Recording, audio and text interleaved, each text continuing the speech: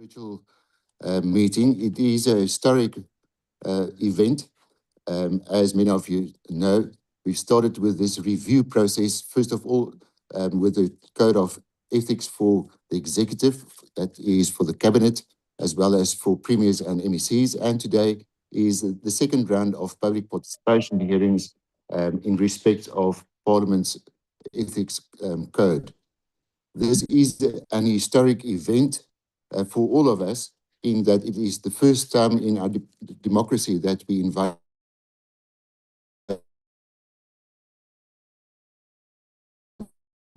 Parliament's ethical code. So I want to say thank you for participating in this meeting today.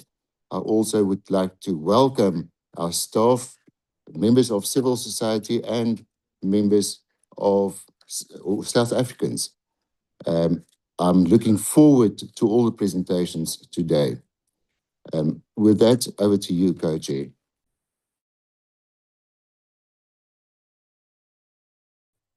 Thank you, Co-Chair.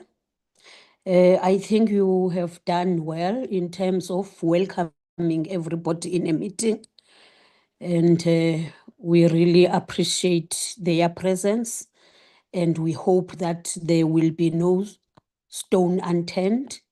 And we know as parliamentarians is that we always talk about Batupili principle, which also includes accountability and also consultation. Now, this is the time, the right time for stakeholders to consult with them, and they advise us. They also show us on where do we have to go, as we are the people that abathi singabantu abati. So I wish also to welcome them, as the co-chair has already welcomed them well, and we hope that we will continue with our meeting as a business-like meeting. So we're not going to dwell too much. Today is not our day, it's your day, stakeholders. Everybody is welcome. Thank you very much, Co-Chair.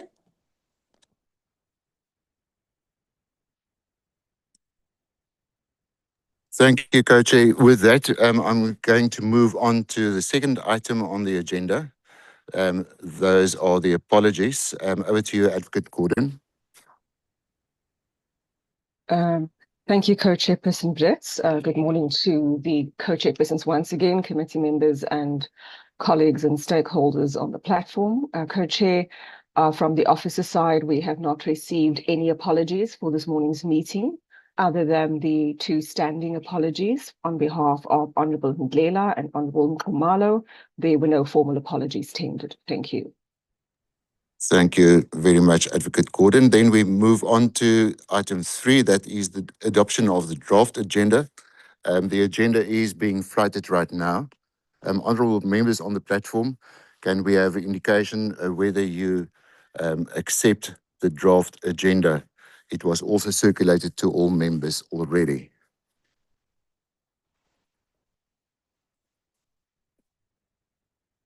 Can I have a hand for adoption of the agenda, please? Honourable Farmer, do you propose?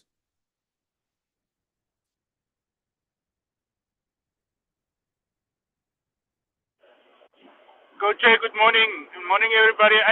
I can propose adoption, yes. Thank you very much, Honourable Farmer. Can I have a seconder? Honourable Garner? Second, Chair. Thank you very much, Honourable.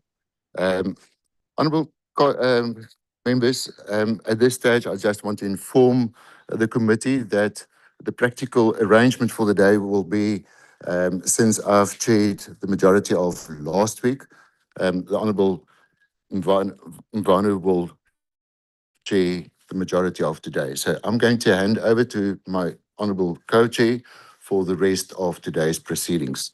Thank you very much. Thank you very much, Co-Chair.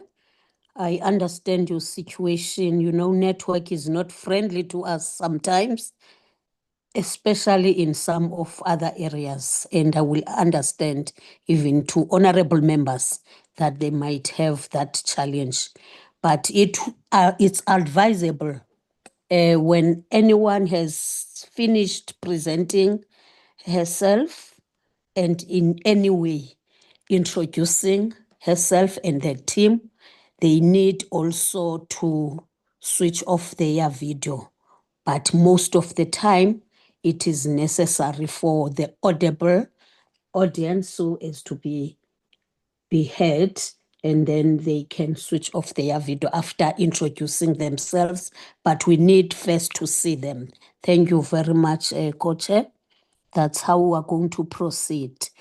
As Co-Chair has made mention that he is part and parcel of the meeting, but he might not be able to participate fully, as I have already alluded that the network is not good to his side. Now let's go straight. The agenda has been adopted, and also I think the apologies has been already accepted. Let's go to the presentation, and also let's check with advocate who is going to start the presentation. Can you assist us, Advocate Gordon? Thank you, Co-Chairperson Vona. I think the first presentation is by Kyle. It's Kyle, and I think that he's on the platform. We've asked all members, all presenters at least this morning, to log on from 9 o'clock. So all presenters should be on the platform, Chair, and therefore we can go over to our first presenter. Thank you so much. Over to you, presenters. First, introduce yourselves. Thank you. Good morning, co-chairs. My name is Lawson Naidu. I'm the Executive Secretary of CASAC. We thank the co-chairs and the members of the committee for affording us this opportunity to make this presentation this morning. The presentation will be led by my colleague, Mr. Carl Jordan. I just wanted to come in and say thank you to all of you, and also to apologize that I may not be able to stay for the duration of our presentation, as I'm attending some meetings in Ireland today, in fact. And it's quite opposite that I'm here in Ireland because, as many of you recall, the late Professor Kader Asmal was a champion of the issue of the ethics code for both parliamentarians and members of the executive. And I trust that the spirit of the late Professor Asmal will guide us during our discussions today. So I gladly hand over to my colleague, Carl Jordan. Thank you.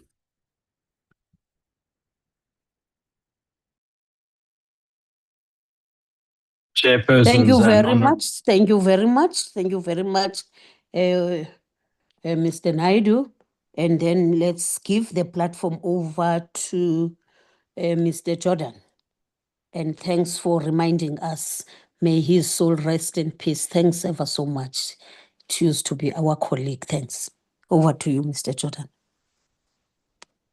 Chairpersons and honorable members, thank you for the opportunity to address the committee on behalf of CASAC. I thought I'd begin by saying plainly what CASAC's position is. We do not say that Parliament lacks an ethics framework or that the current code is weak in conception. On the contrary, the present code already deals with ethical standards, conflicts of interest, tenders and contracts, outside remunerated work, disclosure, complaints, penalties, and lifestyle audits. So our submission is not that the code must be dismantled and rebuilt. It is simply that there are a number of points at which the current framework can be made more credible, more precise, and more resistant to evasion in practice. Thank you, Chairpersons. If we could move to the next slide, please. If I had to reduce CASAC's case to one thought, it would be this. The code is already substantial, but it still contains an avoidable accountability gap. It still places one important ethics decision too firmly inside party structures, and it still leaves some parts of the disclosure and enforcement system too open-ended to work as well as they should. So in this presentation, I want to focus on those reforms that we think are most important in practical terms. Next slide, please. So first, item 4, the application of the code and the lapsing of complaints. This is, in our view, the clearest accountability problem in the present scheme.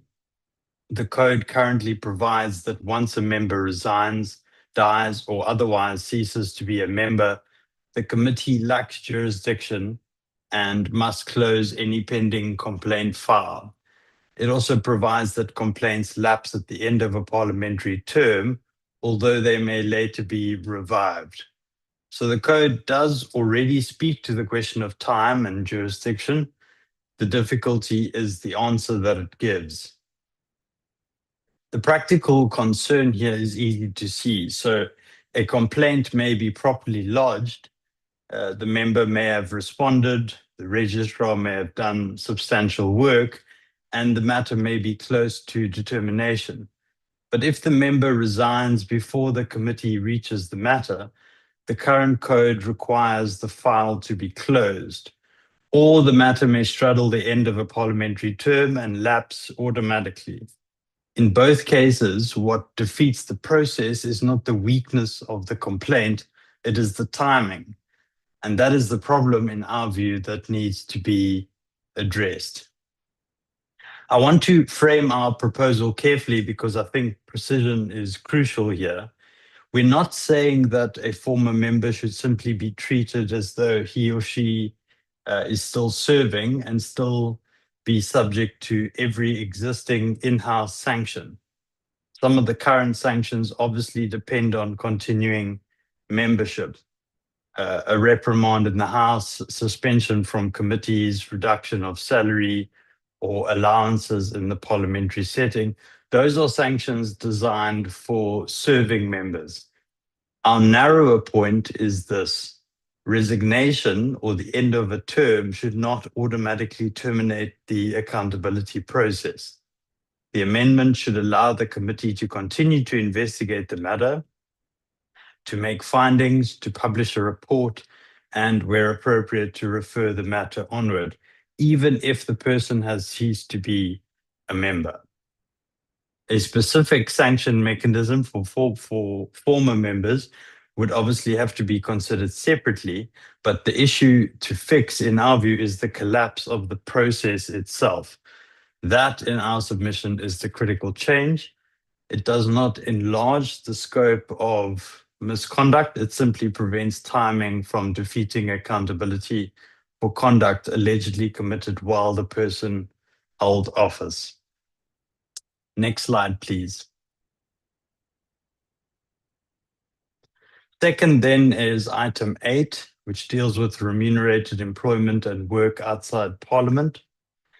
Outside remunerated work may create conflicts of interest. It may create divided loyalties, raise questions about time allocation or influence or dependence. So some control mechanism is certainly justified.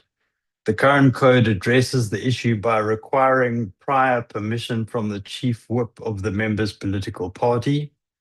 The chief whip must consider whether the proposed work conflicts with the member's duties and may revoke approval if a conflict later arises. So again, the code is not silent. It does regulate the problem. The question, however, is whether the present mechanism is the correct one. The practical difficulty is this.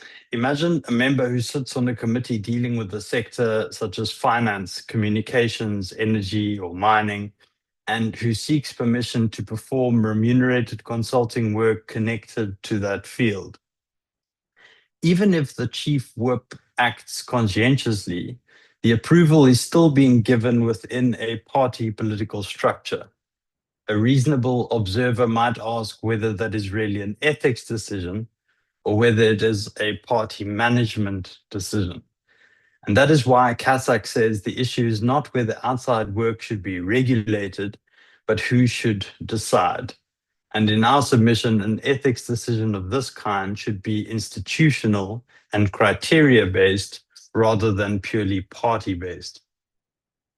A practical amendment would be to require that applications for outside remunerated work be submitted through the registrar and determined by the committee, or by a designated parliamentary ethics mechanism operating under published criteria and with written reasons.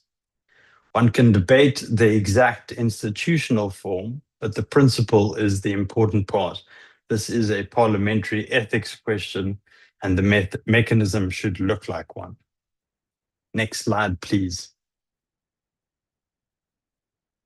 Third, item 12, disclosure and publication of the registrar. Here too, the existing code already does important work. It requires the registrar to maintain a register with public and confidential sections. Members must disclose electronically. There are time periods for first disclosures, annual disclosures, and updated disclosures when interests change. And the public part of the register must be published after adoption by the committee in a manner determined by the committee. So there is already a disclosure architecture. The question is whether that architecture produces usable transparency. So the problem that can arise is not necessarily non-publication, but publication in a form that is technically compliant but practically weak. So it's hard to find, hard to search, hard to compare over time, or hard to retrieve once a later cycle begins. A register that exists only in that way may satisfy a formal requirement without fully serving the values of openness and accountability. CASAC therefore proposes something more practical. For example, item 12.9 could be amended to require publication of the public register on Parliament's website within a fixed period after adoption, in a searchable format with an accessible archive of prior years' public disclosures. So that's not a call for indiscriminate exposure of everything, but merely a call for what is already public to be made genuinely public in a form that the public can use. And then items 13 and 14, the scope of registrable interests. The present code is again substantial here. It requires public disclosure of shares, outside work, directorships, consultancies, sponsorships, gifts and hospitality, benefits and interest-free loans, travel, pensions, etc. So that is already a serious scheme. The problem that CASAC points to is firstly that conflict risk and disclosure categories are not always aligned as clearly as they could be. The code uses the wider idea of a family member in some conflict contexts, but the confidential disclosure regime is framed in terms of immediate family, which is narrower. The second is that the code does capture some indirect or beneficial interests in specific places, for example, through trusts, benefits derived, and indirect tender benefit, but not through one clear general principle that stays in effect. Disclose not only direct interests, but also beneficial ones where relevant. A practical problem could therefore arise where a member does not hold an interest directly, but enjoys it through a trust, a nominee, related company, or family arrangement. Another problem could arise where a real conflict risk sits just outside the narrower family category used for disclosure. CASAC's proposed answer is more concrete. Parliament could require the disclosure form to indicate whether an interest is held directly or beneficially, including through a trust, company, nominee, or similar arrangement.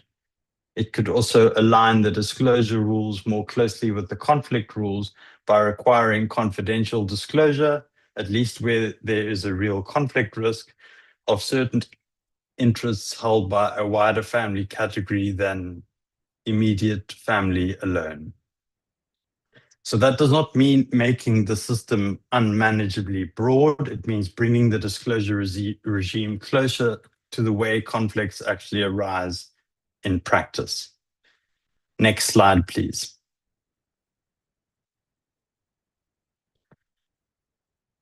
Fifth, the item 14 again, this time on gifts, hospitality, benefits, and travel.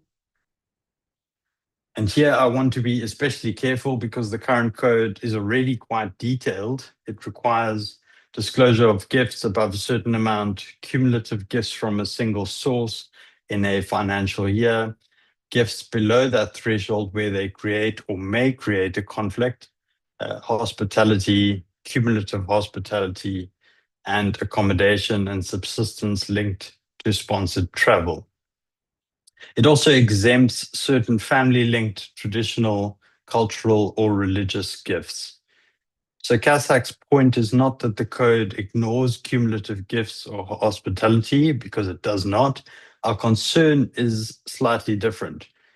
We are concerned that the anti-avoidance design, the treatment of sources, and the scope of the exemptions. A practical problem could arise where benefits are fragmented across related sources so that no single source appears to cross the threshold, even though the practical effect is the same. Another could arise where something is described as hospitality, sponsorship, a benefit, or travel support, depending on convenience, even though the underlying concern is similar. And a further problem could arise if an exemption for a traditional, cultural, or religious gift is framed so broadly that it becomes easy to invoke even where there is a real conflict risk. Kasak's response is therefore more concrete than simply saying tighten the definitions. Parliament could define source for cumulative threshold purposes to include related or associated entities where that is necessary to prevent avoidance. It could make clear that accommodation, event access, and similar in-kind advantages fall within the disclosure regime, regardless of label. And it could provide that even where a gift may be culturally or traditionally appropriate, disclosure is still required above a certain value, or where the source has a direct interest in parliamentary business affecting the member. That keeps the basic structure of the present code, but it makes it harder to work around in practice.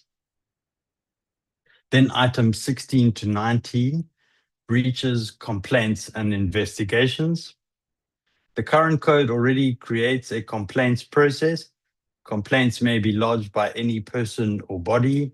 The committee may act on its own initiative to or receive referrals. The registrar may investigate and recommend outcomes.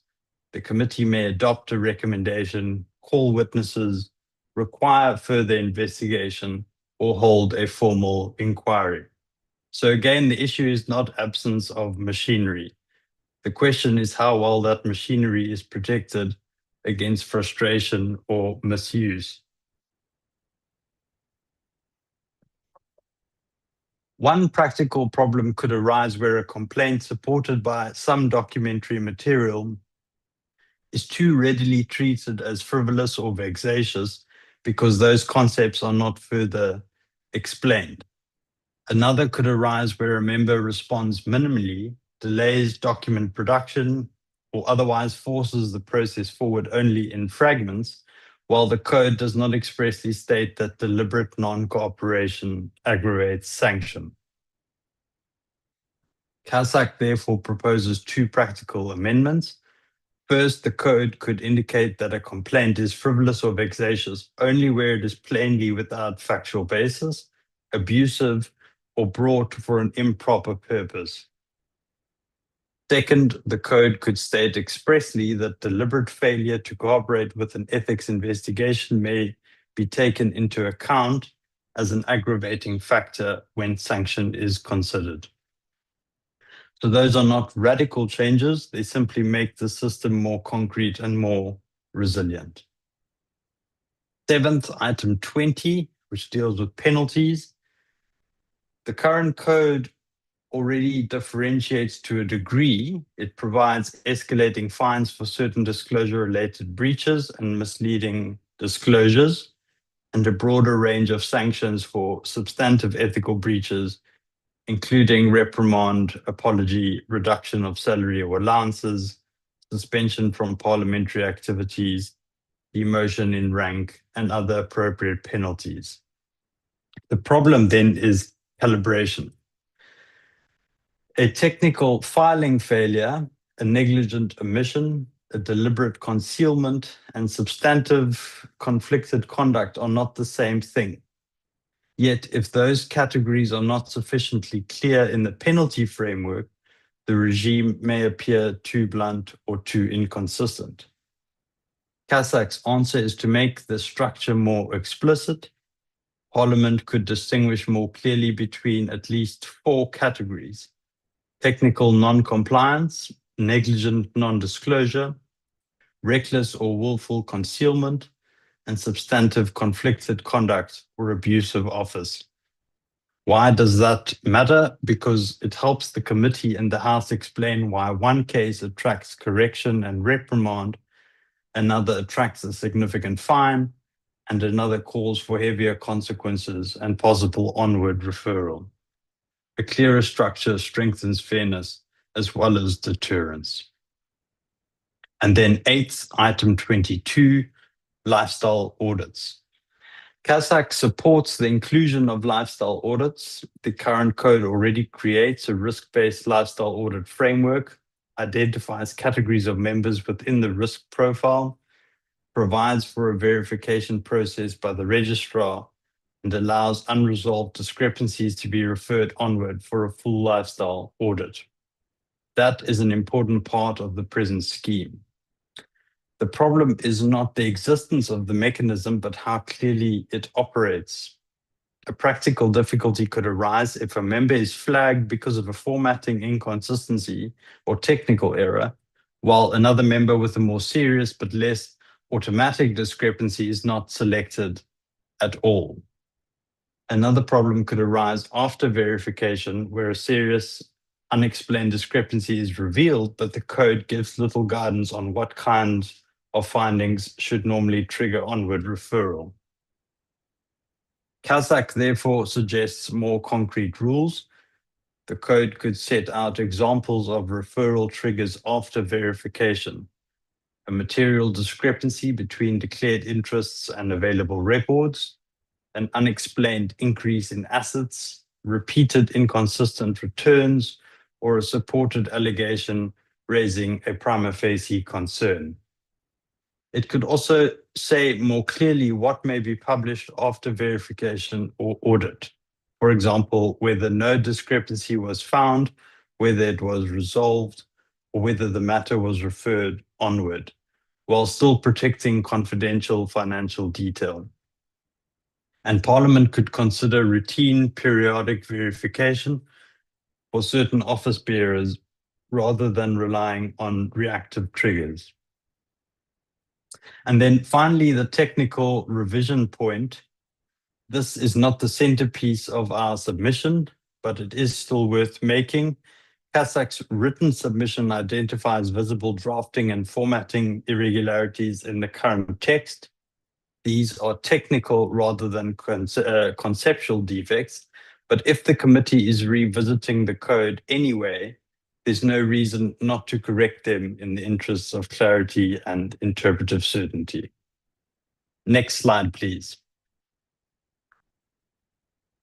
Chairpersons and honourable members, in sum then, CASAC supports the present code, but submits that its effectiveness is still limited by 3 recurring weaknesses.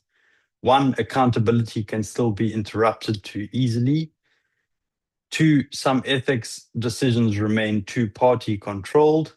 And 3, the disclosure system is not yet sufficiently aligned to meaningful public transparency and modern conflict risk realities. Everything else in the submission flows from that. Thank you.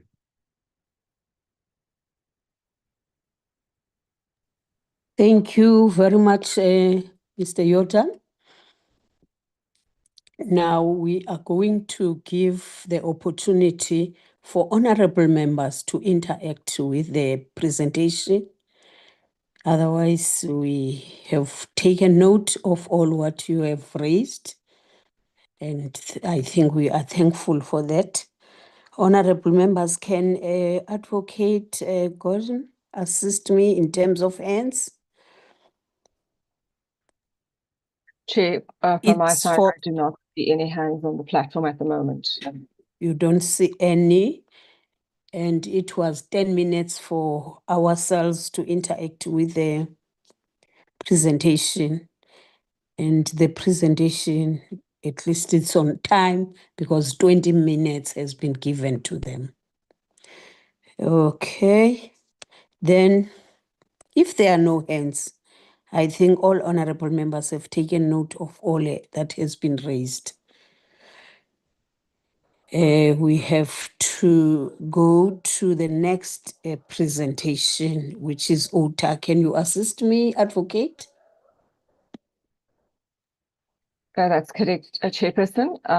Dr. Rachel Fisher from Outer should be presenting. I think she is on the platform. Thank you so much. Okay, thank you. Over to you, Doc. Good morning, Chairpersons, honourable members of the committee, as well as my fellow presenters.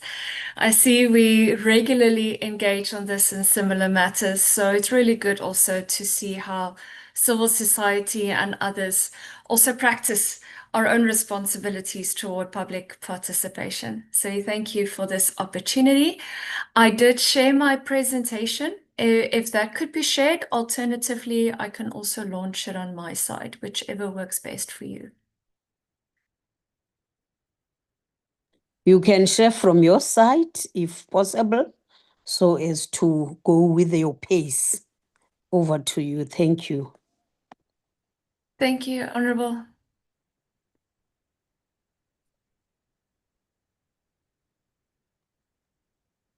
Sorry, Co-Chairperson, if I may, I think the staff have the presentations lined up.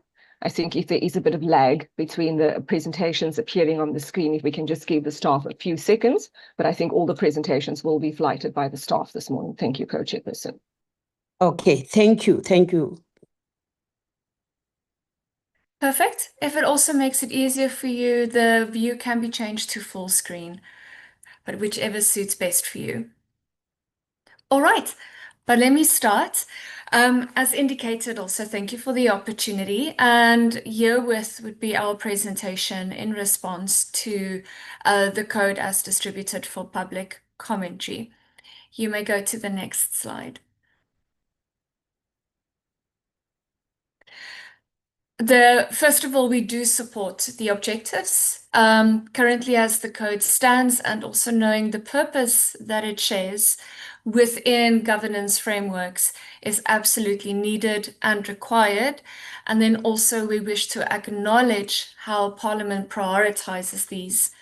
We will be making 6 recommendations towards reinforcing and strengthening institutional accountability, and then also how to respect these constitutional principles.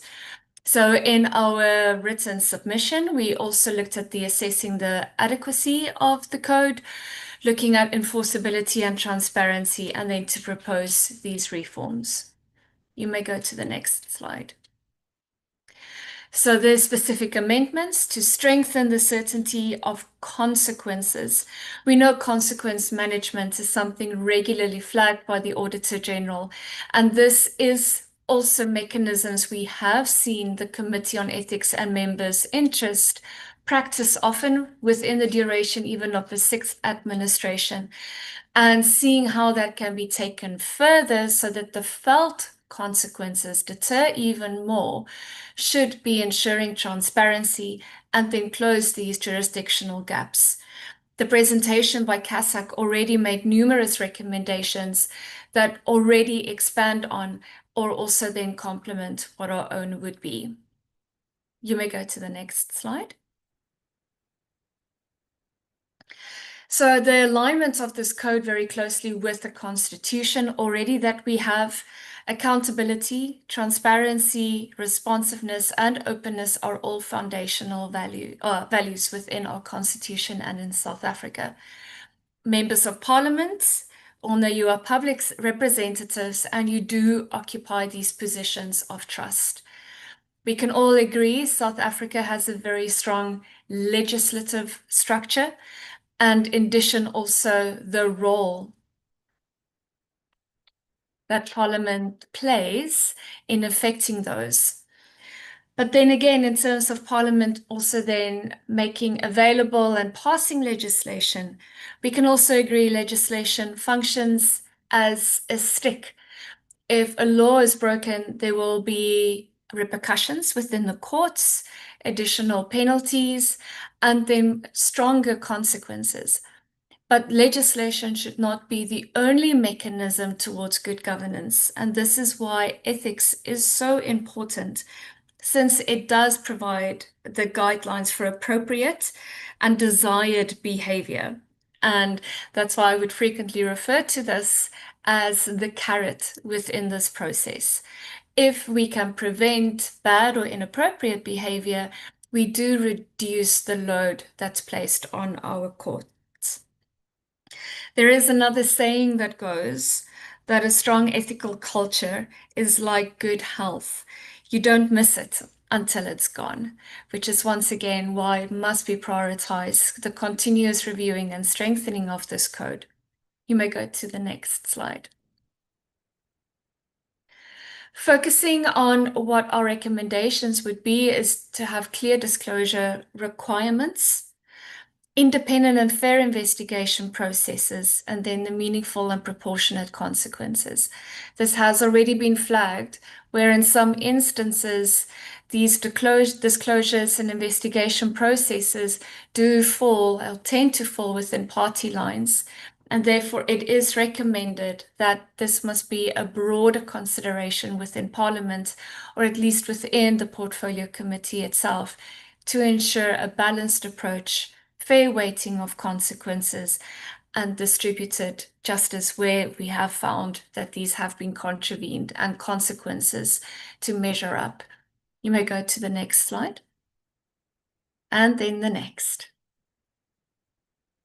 So strengths, very clear within this regard, having the detailed disclosure requirements, the provision for lifestyle audits, and Parliament sets a very good example for this, because this should be strengthened and then broadened with effective disclosure and transparency of the public across the entire public sector within South Africa. So we do welcome all efforts towards these lifestyle audits. There are formalized complaint procedures allowing public participation, the graduated penalty provisions, which we do also argue within our recommendations, should be strengthened, and then the clear articulation of ethical principles. You may go to the next slide. There are 6 areas that we do argue are areas that do require strengthening. And these do already overlap with the presentation and recommendations that CASAC made. First of all, in terms of the jurisdiction upon resignation, items 4, 3 to 6 provides that the committee loses jurisdiction once a member resigns, and then the complaints must be closed. This creates a potential accountability gap where a member facing investigation may avoid formal findings by resigning prior to the conclusion of proceedings. We therefore recommend that the code should be amended to permit the continuation and finalization of investigations, as well as findings, even after resignation, particularly where alleged misconduct occurred during the member's term of office. Secondly, in terms of the lapsing of complaints at the end of a parliamentary term, item 4 subsection 7 provides that the complaints lapse at the end of a parliamentary term unless revived by the committee. This may undermine continuity of accountability in instances where investigations are ongoing at the time of dissolution. Our recommendation in this regard is that complaints should automatically carry over into the next parliamentary term without requiring discretionary revival. Thirdly, looking at the proportionality and deterrent effects of penalties. Item 20 prescribes fixed monetary fines for certain breaches. While graduated penalties exist, fixed fines may not sufficiently reflect the seriousness of misconduct or serve as an effective deterrent, particularly in cases involving substantial financial interests. The recommendation is that consideration should be given to linking monetary penalties to a percentage of a member's annual remuneration, subject to statutory limits, in order to enhance proportionality and deterrence. Transparency of financial values, where items 13 and 15 distinguish between public and confidential sections of the register. The values of shares, income, and certain financial interests are confined to the confidential section. While confidentiality safeguards privacy, the absence of publicly available value ranges may limit meaningful public scrutiny or potential conflicts of interest.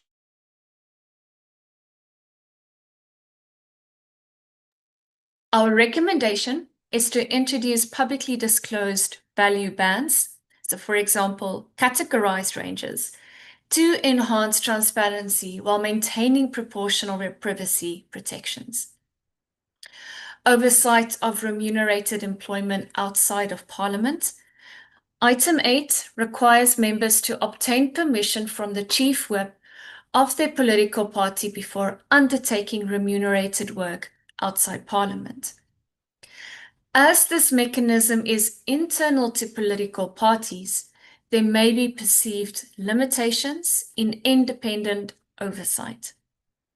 Recommendation: considering requiring additional notification to or oversight by the Ethics Committee or Registrar to strengthen institutional impartiality. And finally, considering lifestyle audits. Item 22 establishes risk-based lifestyle audits. While risk-based systems are efficient, they may benefit from enhanced transparency and periodic review. The recommendation in this regard, then, is to provide for periodic reporting on the number of audits conducted, categories of members reviewed, and aggregate outcomes without breaching confidentiality to reinforce public confidence within the system. You may go to the next slide. So the broader accountability considerations look at how ethics frameworks are most effective where consequence certainty is clear. We do need to ensure continuity, and then the transparency is meaningful in order to enhance public trust. It can be occurring that the public does become more apathetic and feel that when there are disregards to the ethics code, but there's no enforcement to it, the whip or the stick can therefore become very weak. The jurisdictional gaps and the strengthening deterrent measures must align with the code and to ensure that these constitutional values are observed. The reform would not fundamentally change the structure, but we do need to enhance the operational credibility of it so that Parliament remains as an example for the rest of the public sector. And this all leads then to the enhancement of public trust and confidence. We do not once again want to place a burden on our courts in order to enforce when there were transgressions, and instead recommend appropriate and ethical behavior in advance. Next slide. To conclude then, we absolutely support the development of this robust and credible ethics framework, and we do applaud Parliament's efforts to prioritize this. I mentioned earlier that ethics and an ethical culture is a lot like having good health, and you only miss it when it's gone. So in order to promote this continued awareness, regular ethics training is highly recommended for members of Parliament and other staff. These amendments set out in our submission are intended then to strengthen enforceability. And we do hope Parliament then considers all these recommendations and presentations, not only from the Organisation Undoing Tax Abuse, but also from the other representatives within today's meeting. I thank you.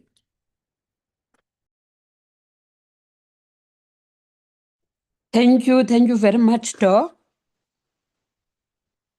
Honorable members, I know that they have taken note of all what you have said.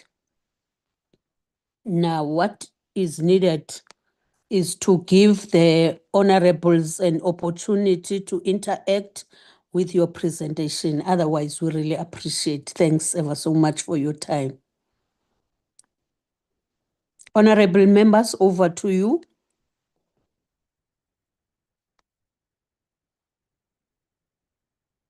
You can switch off the video, Doc.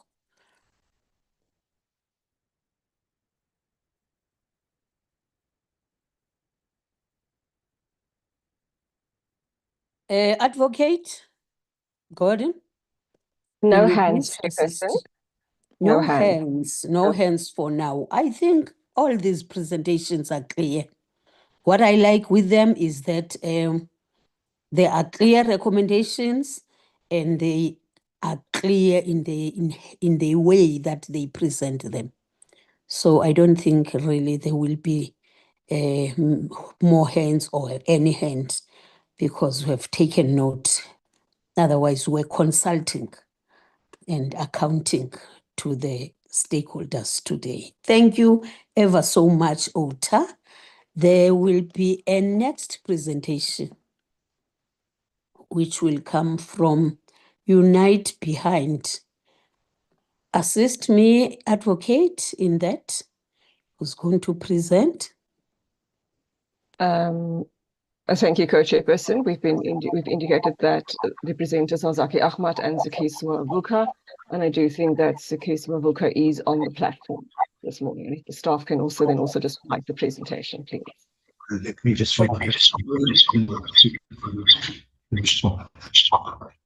Over to you, Ms. Vuka.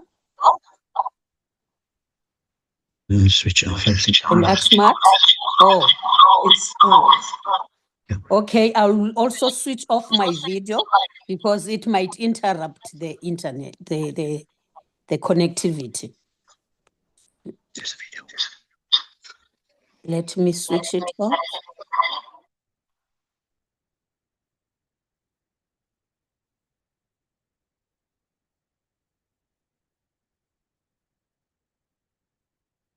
Good morning, everyone. Can everyone hear us? Yes, you are audible, Ms. Vuka. Okay, thank you. Who's going to present? Is it Mr. Ashman? Or is it you, Ms. Vuka? Can I have 30 seconds?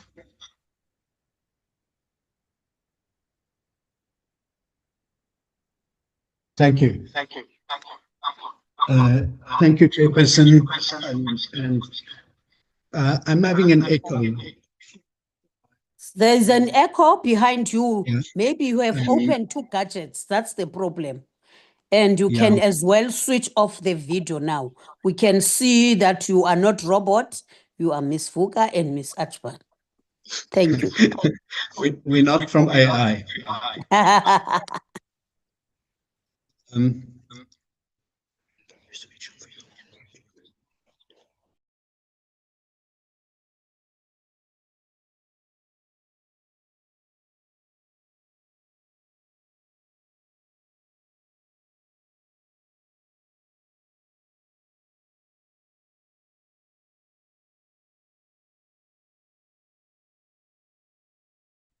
We are still waiting for you to present.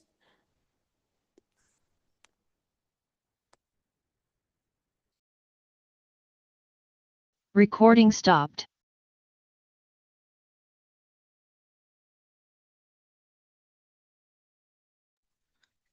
Can you hear us?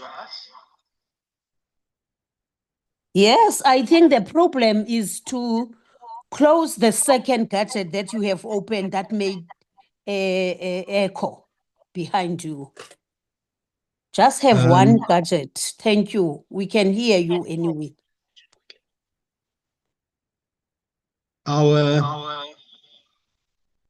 Sorry, can you hold on for a second? I'm going to the next room to make sure that the sound is fixed.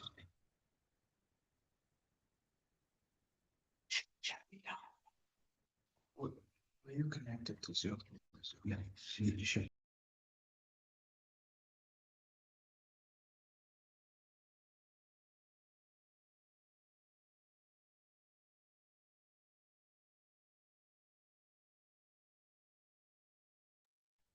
Apologies for that. While Zaki is busy trying to sort out the other gadgets on the other side, I'm just going to do like a brief introduction of what Connect Behind is. So, Connect Behind is a civil society organization mobilizing against a crisis of state capture and for a just and equal society. As he has mentioned before, that we have accept the code of ethics. But as Kasek has presented and Alta has presented the amendments. So the first thing that we have established on the code of ethics on our side, I think Ms. Buga, it's Okay. becoming worse. The echo is becoming worse and worse. If you Yeah. have opened any other gadget in where you are seated, that's the problem that's going to be caused by. So switch off the other gadget, or the one gadget must be on the other room, not in the same room that you are. Thank you.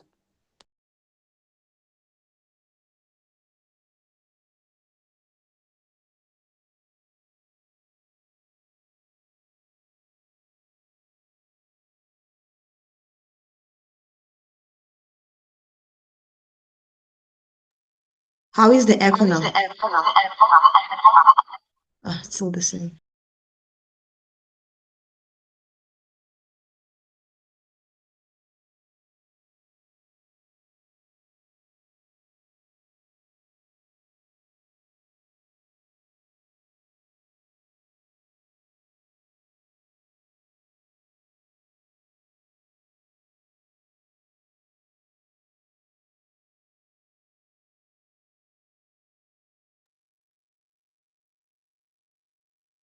I'm just trying to see if it's the same.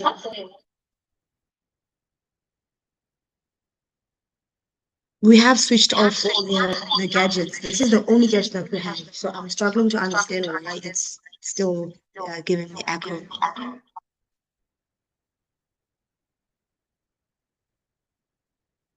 Testing. Still the same.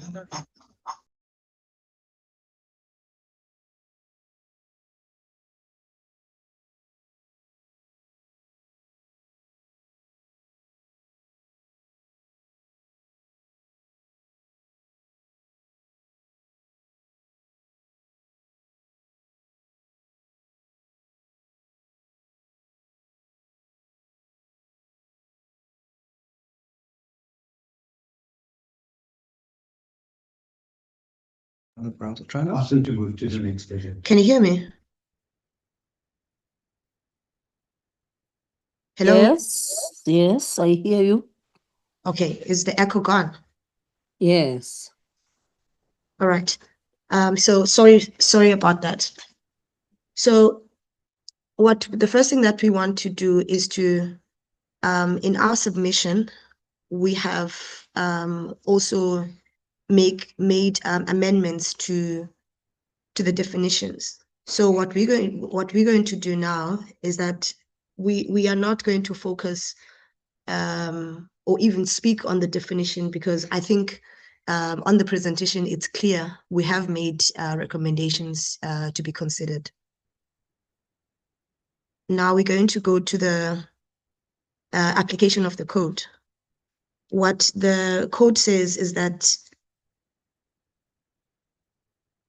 the code does not apply So this is clause number 4. The code does not apply to a member who has resigned with effect from the date of resignation, or a member who ceased to be a member for any other reason. So what Unite Behind is submitting is that people who are charged or implicated in wrongdoings prior to becoming members, it means that it excludes them. So what would like the committee to consider is that complaints which goes to the integrity of discharging fit and proper person for parliament, basically meaning that if someone has been previously convicted or has made an offense, or someone that has been sentenced for more than 12 months without a fine, the code itself implies that that person should not be considered at all. And we basically submitting that the code itself, it disregard the concept of accountability. It disregard that entirely. We're also submitting that although the Constitution mentions conviction as a threshold, it would not apply in this case. But as members of Parliament, they have a duty to the Constitution, and an emphasis should be placed in fulfilling that duty. And you would find that under Section 57 and Section 55. So I'm going to hand over to Zaki to further provide more legal justification in support of what we've submitted.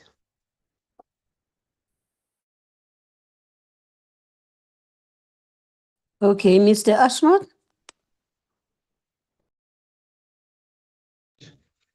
So you have to excuse me.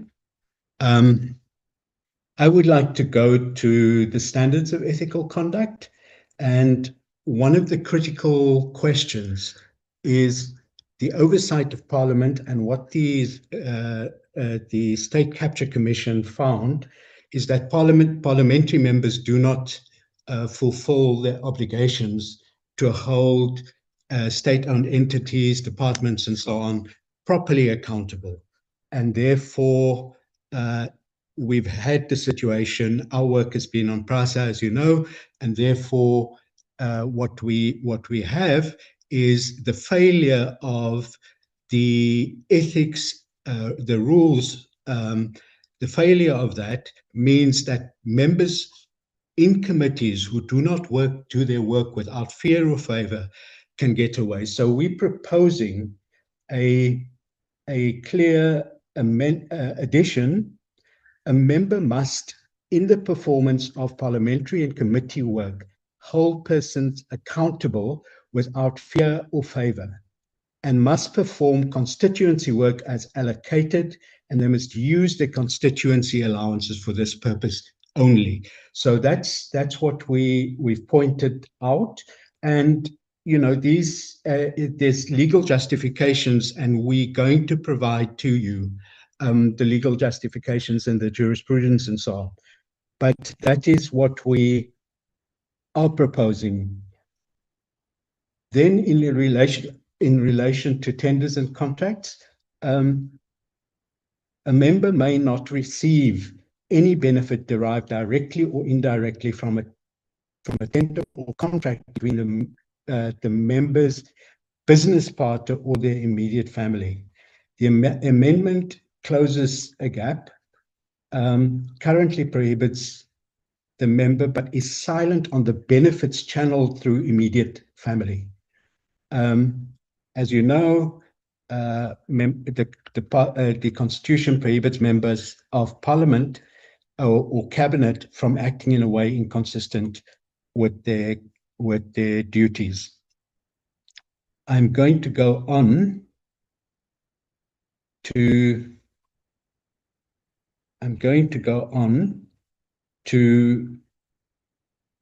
Article 18, the recommendations on the report by the registrar. The complainant must receive, this is our proposed amendments, the complainant must receive, because at the moment complainants do not get access to the response or answer or reply from the member against whom the complaint is laid. So the complainant must receive the member's response and be afforded a right of reply. The registrar bears a duty to investigate and seek additional evidence, including from third parties. Complaints must be made public after 7 days. Now, there we want to propose that it should be at least 14 days, but not much more than that, because what we agree with is we do not want the committee to be flooded with false or burdened with false reports and so on. And obviously, an omission relates to victims of sexual offences, and particularly children and so on. So we wish to do that. In receiving the complaint, we have the right, or a complainant should have the right, to reply and to be heard.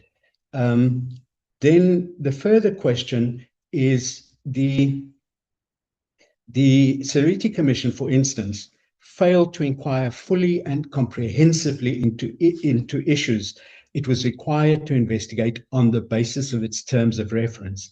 There's no doubt that this obviously applies to members of parliament. Then the other questions on investigation and so on. Our duty is to bring, if we go to article, sorry,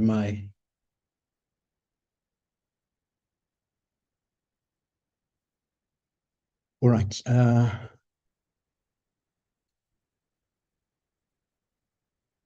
I'm not using my own computer, which is why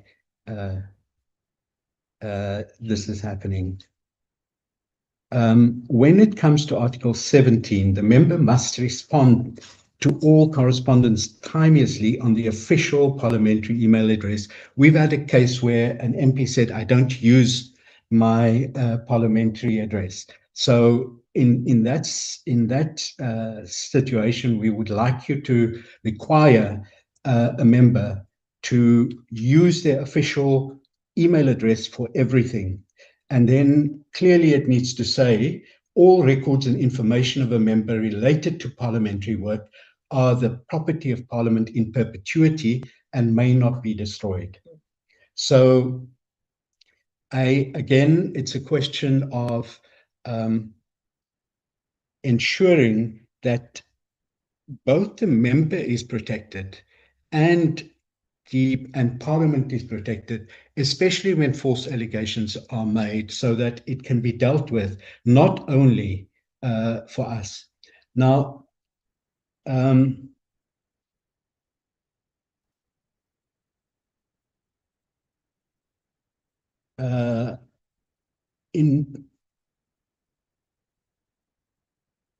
Article 18, the complainant, our proposed amendment is the complainant must have a right to reply. I think I've mentioned all that.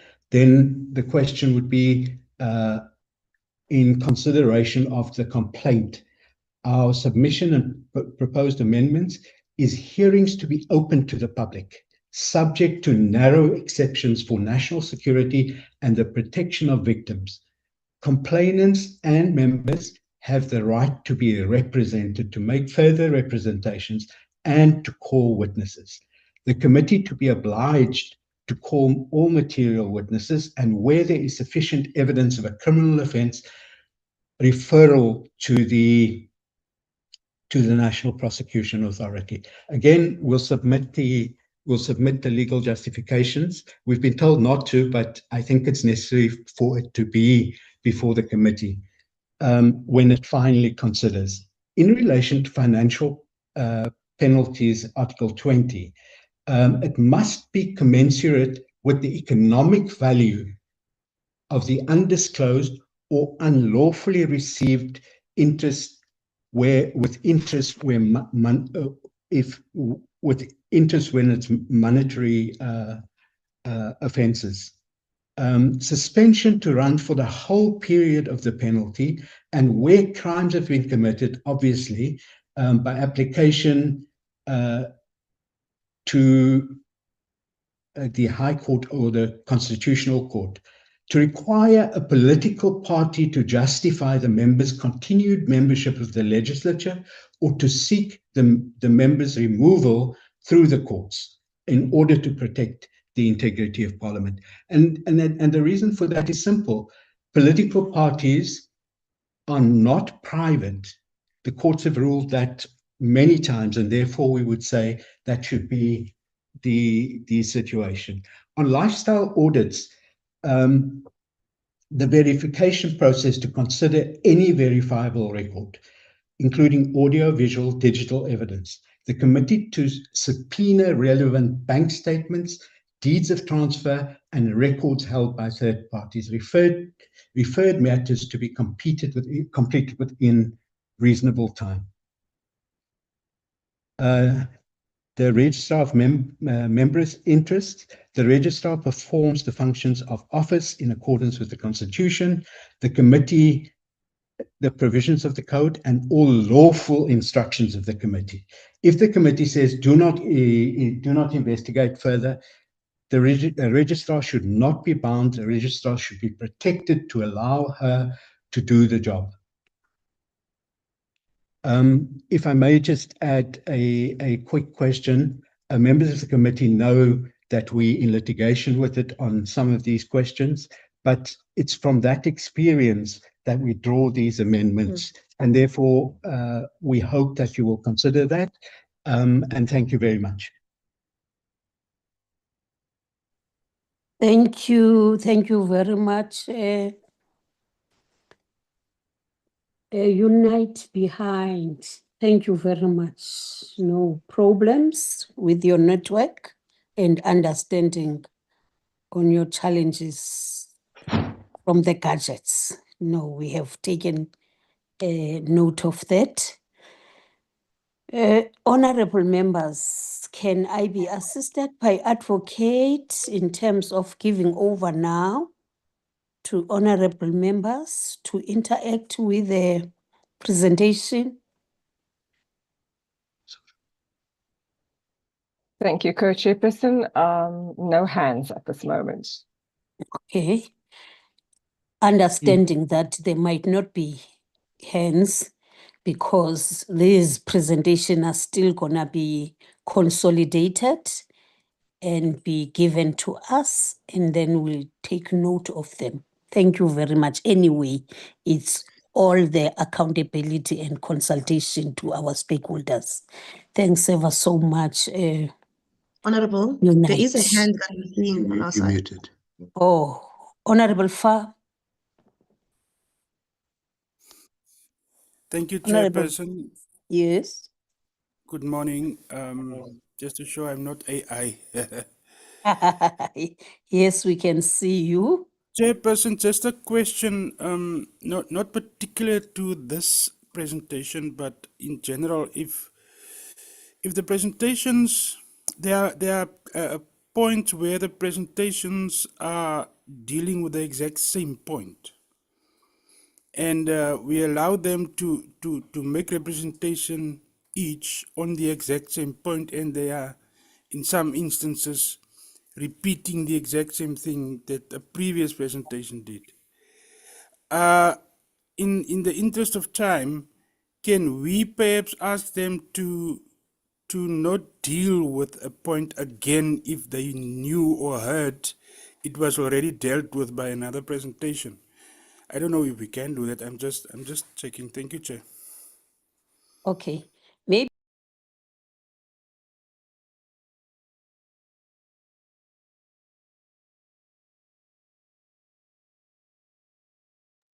Co-Chairperson, you muted. Co-Chairperson, you muted. Sorry for that. The technology. it's difficult for us to have been born before technology. Thank you very much. Thank you very much, Honorable Member. It is very critical what you are raising, but the reality of the matter is that we requested the stakeholders to do their presentation. So they never copy from one another, and they cannot change their presentation at this present moment. So let us be patient in terms of whatever that they repeat. It's the emphasis in any case. And for that matter, the last presenter, it's active citizen. It's the last presenter. So let us just be patient, because we even said to themselves they must submit their presentation to the office. Now they submitted it, so they are presenting it accordingly as they have prepared it. Otherwise, I understand that you want us to be as short as we can. This is the last one, and it's going to take only 20 minutes for them to present, or less, because it doesn't mean that they have to take that 20 minutes if the presentation is less. This is the last one. We are not going to even have the comfort break, because we are about to finish if it's the last presenter. Thank you, Honorable Farmer, on that note. Let's give over to the next presenter. The next presenter is active citizen, as I've said, but can I be assisted by by Advocate Gordon for us to inform who is going to present anyway? Thank you. Thank you, Co-Chairperson. The next presentation, as you have indicated, is by the Active Citizens Movement. On our agenda this morning, we have both Mr. Nevin Hendricks and Mr. Kuben Pillay. Thank you, Co-Chairperson. Thank you. Thank you. Over to you, Action Citizen. Excuse me. Good morning, Madam Chair. It is indeed a privilege, an honor to be presenting on behalf of Active Citizens Movement this morning. I would take it that our submission has been read, and similarly that your kind members have studied our presentation. If we can go to slide 1, please. Today we would like to talk to you about the constitutionality of the mandate that Parliament has in terms of the South African state, and also our concern of a pattern of behavior that has emerged where the legislative actively protects the executive and the interest of others rather than holding them to account. Secondly, we want to examine the breakdown of these matters through two major lenses: the ongoing Madlanga Commission and the landmark Nkandla Concord judgment, which we have not forgotten, and assess the staggering financial wreckage and outline the blueprint for genuine reform. May we go to slide 2, please? As far as we're concerned, parliamentary ethics or executive ethics is a constitutional imperative. It's not a routine paperwork update, and we believe that fundamental change needs to happen in this particular areas. If we look at some of the issues that we're facing, and as I said, we were going to look at the Madlanga Commission. What happened there? The Commission highlighted how senior political figures and MPs have provided political protection to powerful criminal syndicates, such as the Gauteng-based Big Five cartel. We've found interference in law enforcement.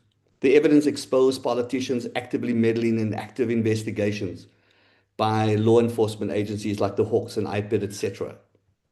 We found that there was been weaponization of information, where the members of parliament were implicated in gaining unauthorized access to or leaking highly confidential police documents to manipulate criminal cases and protect preferred business syndicates. That is very concerning, deeply troubling evolution of unethical behavior that has manifested itself within the hallowed halls of Parliament. When MPs and executive leaders act as political umbrellas for criminal syndicates, they completely pervert their constitutional oaths. The context here is that we are not here to debate minor administrative adjustments. The ACM is standing on constitutional principles, specifically sections 42.3, 55.2, and 91, which mandates that this Parliament vigorously oversee executive action. The premise here is that public trust in our democratic institutions is at an all-time low. Sadly, this review of ethical code represents a historical, unmissable turning point to restore the moral legitimacy of Parliament. May we go to slide 3, please. The Zondo Commission. Parliament had the information and the power here, but lacked the constitutional will to act. Let us look honestly at the mirror provided by the Zondo Commission. The evidence is clear, and sadly, it doesn't speak well of what happened in Parliament. The judicial findings were devastatingly clear. Parliament systematically failed to prevent state capture. And there's no capacity problem, unfortunately. Committees had the tools, the reports, and the subpoena powers, yet failed to act. The root causes is that the portfolio committees routinely ignored credible, actionable evidence from the public protector and the Auditor General.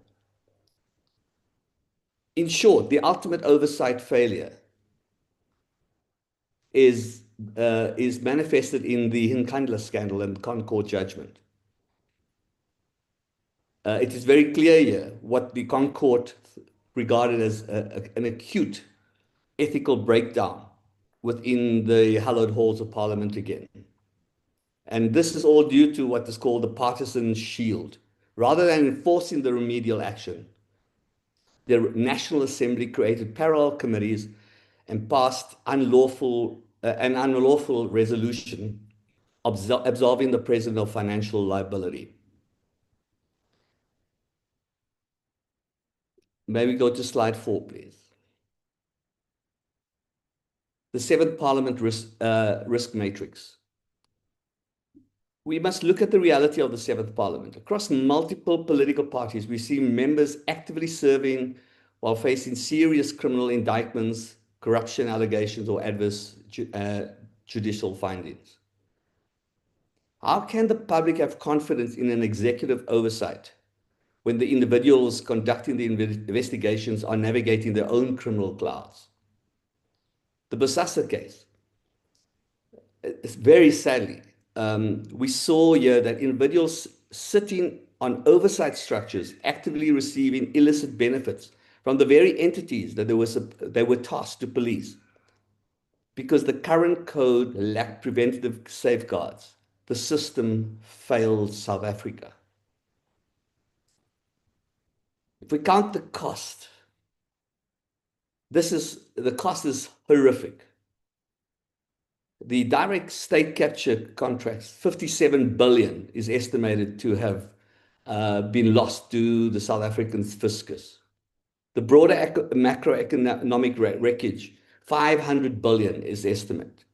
Lost GDP growth, severe investor flight, credit rating downgrades, and the hollowing out of the state-owned enterprises. The Zondo Commission, another 1 billion. The direct taxpayer costs required over 4 years just to investigate and document the mechanics of state capture. And the cost of living, well, is incalculable. Sadly, some people have tried to stem the tide of the rot had to die unnecessarily, and we remembered Babita Deokaran in this particular respect. There's rolling blackouts, load shedding, collapsing rail infrastructure, and defunded public health and education sections. How do we build a society of the future when we have these endemic issues within our country? So if we maybe go to slide 5, please. The existing framework is reactive, peer-led, and lacks a real deterrent. It is built on structural sand. The ACM identifies 4 critical vulnerabilities on the current system. Number 1, the criminal loophole. There's zero enforceable requirement for the member to immediately disclose active criminal charges or adverse commission findings. 2, the revolving door. Former members can walk out of Parliament on a Friday and sign a lucrative consulting deal on a Monday with entities that benefited from the state contracts during their tenure. The family proxy, which most of our colleagues that presented before me is raised as well. Very concerning. Benefits are routinely channeled away from the members into spouses, children, and dependents, exploiting massive regulatory blind spots. The peer review trap. Ethics enforcement is conducted internally by fellow politicians. This invites political horse trading, weak symbolic sanctions, and allowed members to simply resign to kill an investigation. This is not good enough for South Africa. May I go to slide 6, please? We're going to look at the gold standard. What is the best practice out there? Sadly, South Africa is lagging even behind emerging global anti-corruption standards, for example, Kenya. And we're supposed to have led the continent. That's another part of my concern, that South Africa is rapidly slipping behind what is happening with our African peers, and that's not good enough. We are not talking about reinventing the wheel.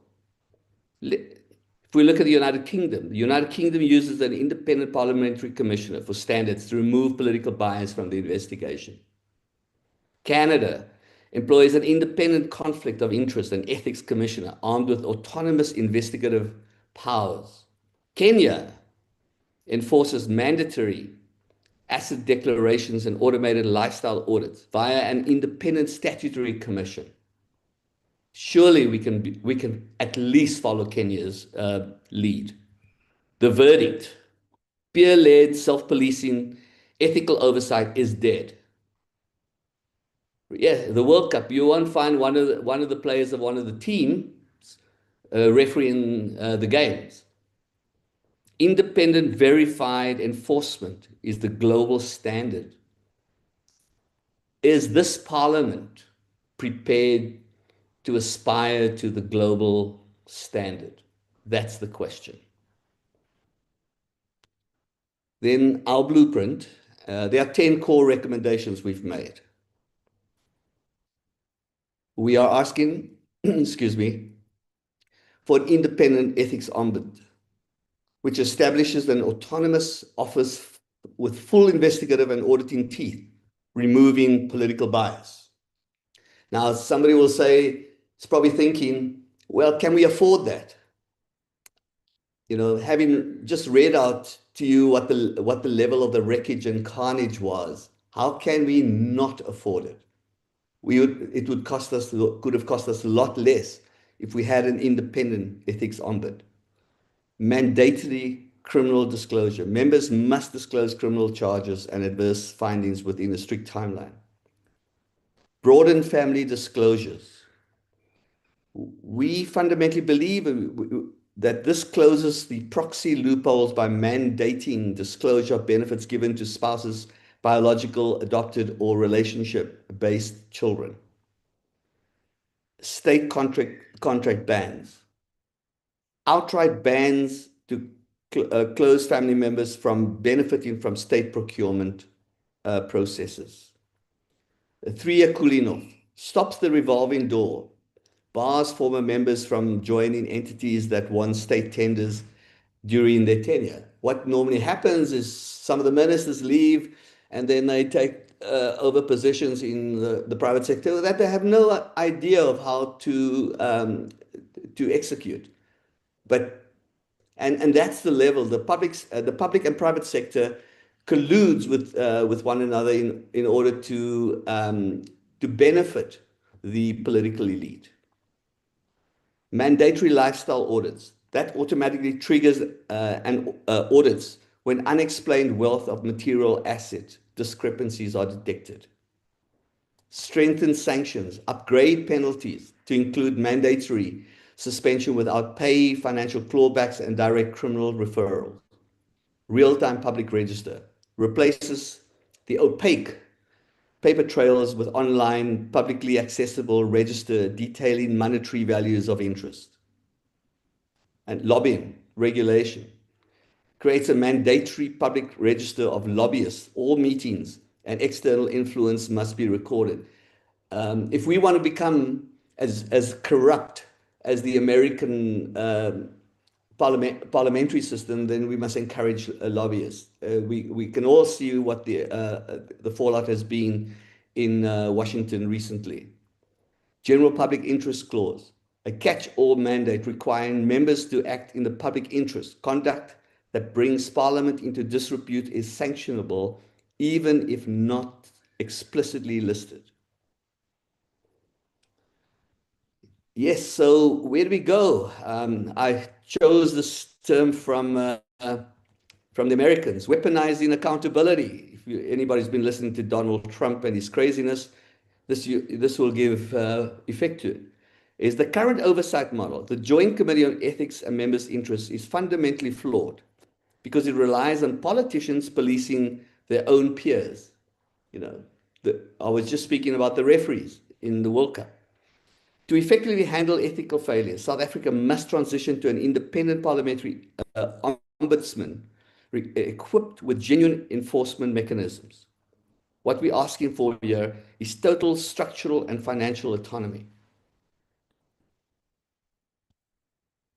The mechanism. The ombudsman must exist entirely outside the parliamentary hierarchy. Its budget should be legally top-sliced directly from the National Revenue Fund, ensuring that Parliament cannot covertly defund or choke the office in retaliation for high-profile investigations. The appointment security. To prevent a dominant political party from stacking the office with loyalists, the Ombudsman should be appointed via a non-partisan panel led by the Chief Justice, requiring two-thirds majority vote in the National Assembly to ensure broad multi-party consensus. Legally binding remedial powers. The mechanism, excuse me, the mechanism, moving away from a system of mere recommendations that the National Assembly can vote down or quietly shelve. We need a rule drawing directly from the legal precedent established in the Nkandla Concord judgment. The Ombudsman's findings and sanctions must be legally binding. If an MP or executive member disputes a ruling, the only recourse must be to take the Ombudsman to the court of law on judicial review. Parliament should have, zero power to vote or amend an ethics ruling via the floor. Number 3, unfettered subpoena and investigative capacity. The Ombudsman must possess statutory powers equivalent to a judicial commission of inquiry. This includes unilateral right to subpoena bank statements, personal assets, asset registries, encrypted communication records, etc. We must have an automated discretion-free sanction framework.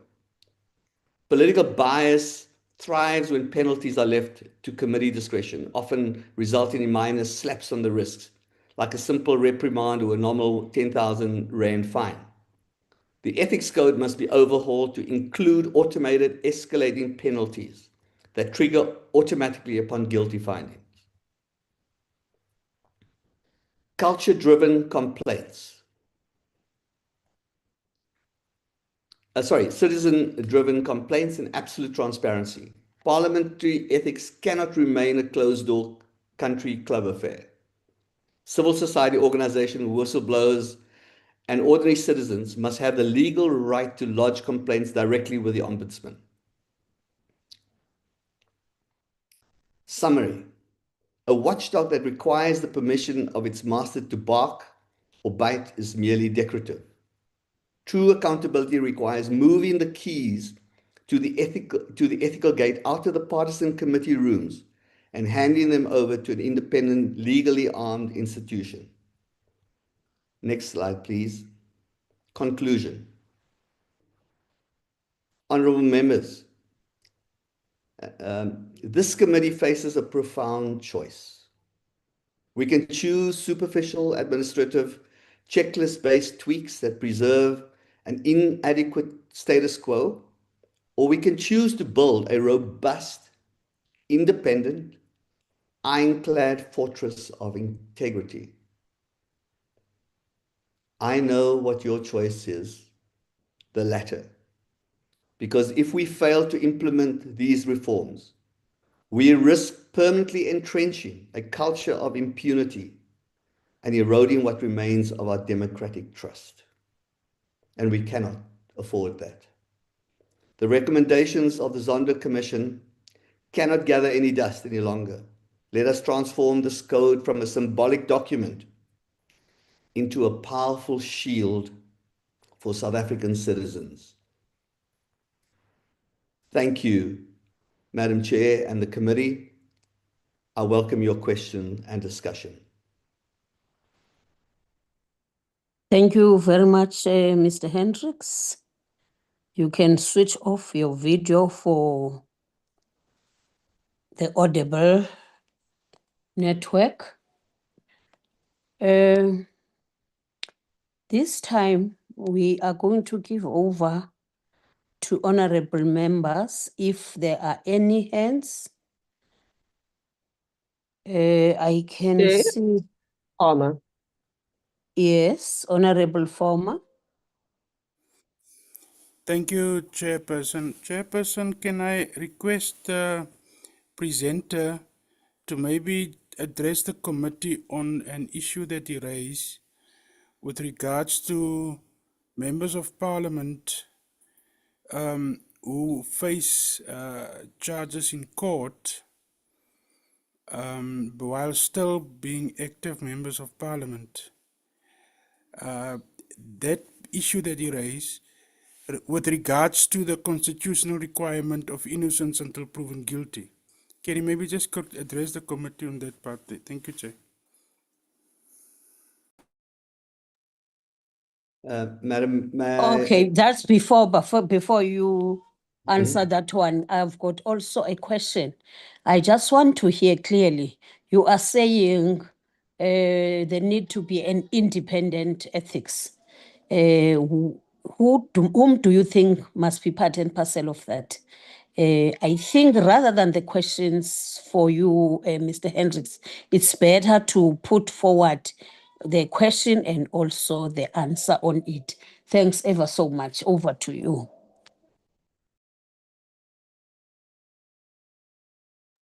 Thank you, Madam Chair, and thank you to the honourable member. And Coogan, who's my comrade here with me this morning, would you like to take them, or may I start, and then you could fill in any blanks that you may have? Thanks, Niven. If you can start, and I'll come in when you've completed. Thanks. Okay, thanks, Coogan. On the honourable member's question, with the case before court and the member is currently sitting in Parliament, yes, we all understand. Thank goodness for our progressive constitution that you're only you're only liable or when you're proven guilty, and that is a vexing question.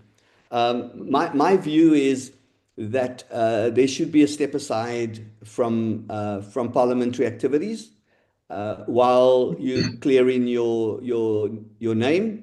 That is good practice, whether it is in the private sector or the public sector, and I don't believe that South Africa should be taking a risk on any parliamentarian that may potentially be a rogue member of parliament. So I do think there should be a step aside rule whereby that particular person steps down, and we can then debate will it be at his full compensation? I think yes, in fairness, because I don't think that any person should be viewed as guilty until proven in court. Thank you. I hope that answers your question, Honourable Member. Okay, Chairperson, we'll give over the follow-up question from Mr. Honorable Farm. Yes, ma'am. I have answered the honourable member's question. I'm just asking if there's a follow-up question to the question to the answer I just gave him. Okay. But you haven't answered mine. Yes, ma'am. Sorry, I didn't write down your question. Would you mind repeating your question for me, please? I was asking, you are submitting that there needs to be an independent ethical or ethics committee. And I was asking, whom do you think is supposed to be there? Because you are also posing questions rather than to give us the answers. That's what I would say. Yes, sorry. My apologies. Madam Chair, I'm not asking for an independent ethics committee. I'm asking for something far more with far more powers than that ethics committee. I'm asking for an independent ombudsman, very much like they have in the United Kingdom and Canada, and even in Kenya. So what I'm asking for is the ombudsman must be properly staffed with of course lawyers and forensic accountants and any other resource that they may need. How do we fund that particular ombuds department? That ombuds department that ombuds department must be independent of Parliament, but must have the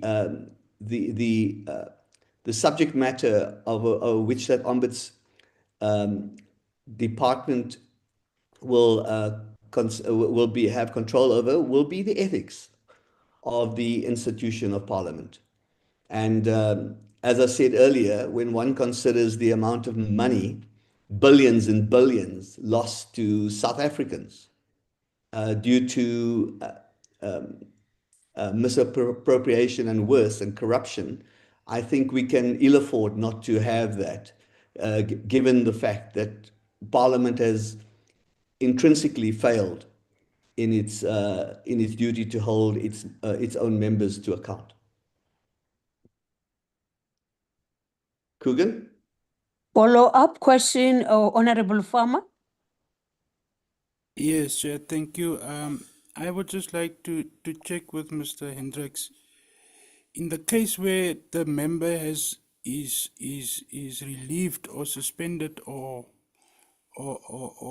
asked to withdraw himself for the time period of his case being in courts, does he not agree with me that that time period would actually or can actually be seen as a punishment to his electorate that put him there? Because for that period he would, or they would be without a representative. Even when he's in the end found not guilty, they would have suffered a period without their representative.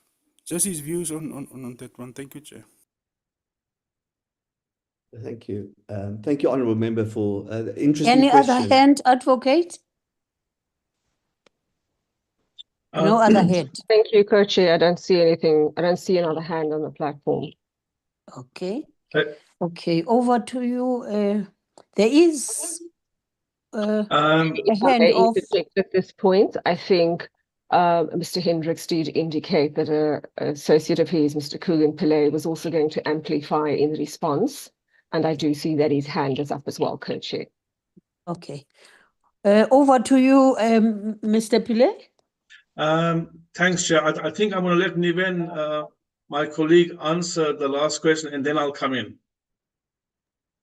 Yeah. Once again, honourable member, a very interesting question, and yes, it may sound unfair to the constituency that the suspended, if I may call him or her that, the honourable member is. But the truth be told, when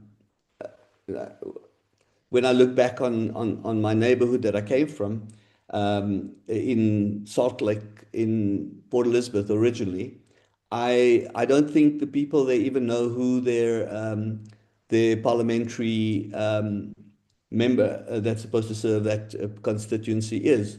So I fundamentally believe that political parties can make a plan, and of course it's in the interest of the country for them to make a plan for somebody to serve in the suspended members' stead. But I don't think we should we should try and find another solution to a vexing problem while we're trying to fix an endemic problem within the hallowed halls of Parliament. I think what we would be doing this country a grave disservice if we fail to make a fundamental shift in how parliamentarians are monitored, and it happens in every profession. I'm a member of three accounting bodies in the world, and the overall regulatory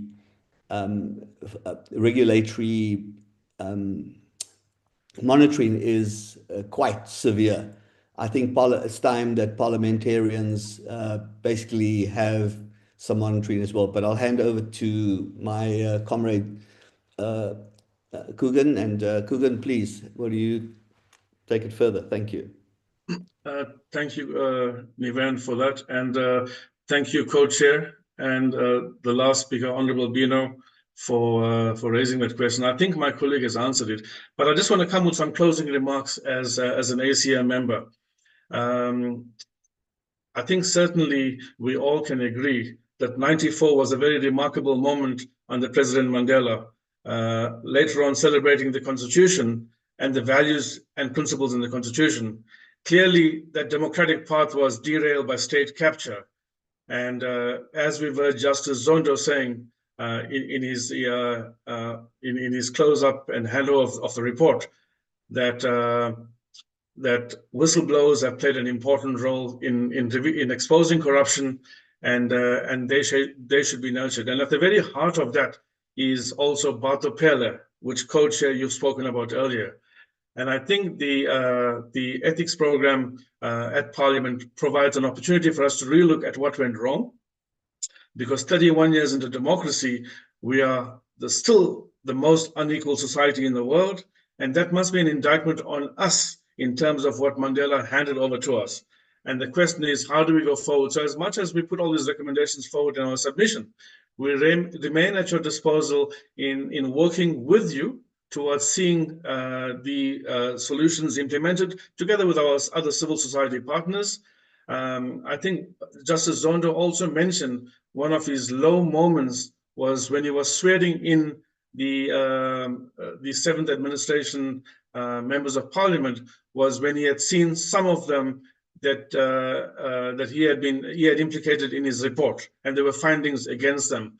So hence, it provides an opportunity for us to look at it in terms of how can we reclaim the values and principles in our Constitution, how can we improve the society we are in, and for us to be still remaining the most unequal, the levels of poverty, hunger that my colleague spoke about and the other members spoke about, I think it must fall on us to try and fix up these gaps that have been revealed. And if we thought the Zondo Commission was bad, we are seeing the deadly consequences of corruption, of unethical behavior in the Madlanga Commission. When witnesses are being killed, whistleblowers are being killed, people who speak up in terms of Bata Pella principles are victimized. And we also see it translating into the electorate. When you have 40% or less than 40% voting, it shows you the level of legitimacy. So hence, co-chairs and colleagues, while we welcome the opportunity, we also look forward to working with you going forward so that we can reclaim what Mandela spoke about, a more inclusive, a better society, and a society for all of us. Thank you, co-chair. Thank you very much, Mr. Pillay. Any other hand? Seemingly there's no other hand. Honorable Farmer, are you satisfied for now? I'm satisfied with the answers given, Chair. Not that I necessarily agree or disagree, but with the answers given, I'm satisfied. Thank you, Chair. Okay. Okay, Honorable Farm. I think anyway, we expected stakeholders to present what they think needs to be done. So it was just to interact with it to get some clarification on some of other issues. It doesn't change their presentation.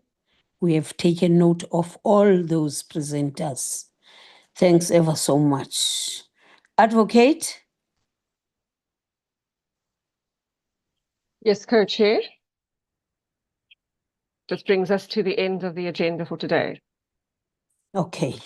If it is that, it means that we are really business-like today, and we tried even to forfeit the comfort break. Then it will mean that this is the end of our meeting. We really appreciate and thank everybody. Thanks everybody. It doesn't close to communicate with our advocate or our office in terms of whatever that you think you need to do. But for now, let's thank all the presenters. The reality of the matter, there are still more stakeholders that were supposed to be part and parcel, but we requested the stakeholders to forward their presentations. So the due date was set aside. If they couldn't make it, it's not our baby, but we are interested to really consult broadly our stakeholders and also our communities, and we would like to account to them. So thanks ever so much. With those words, I don't want to prolong even the closing remarks.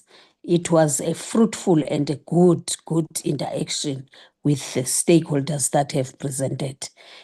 On behalf of this committee, I again, once more, forward the thanking words. Thanks ever so much once more.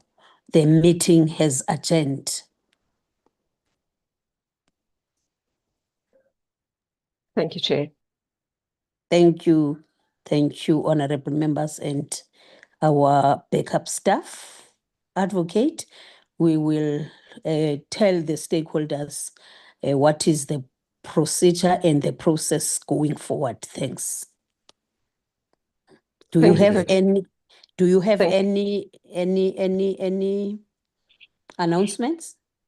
Thank you, Co-Chairperson. At this stage, we don't have announcements to make on this process, considering the House goes into constituency and recess over July. And then obviously our program resumes in August, and we'd have to pick it up in terms of our parliamentary program and our committee dates for when we will then schedule the dates for our deliberations and interaction as a committee, taking into account the various presentations we have received and looking at the substantive value and issues raised in those representations. So in all likelihood, Co-Chairperson will be looking at picking up this matter again from August. Thank you. Thank you very much for that important announcement to our stakeholders. The meeting has adjourned for the second time. Thank you. Take care.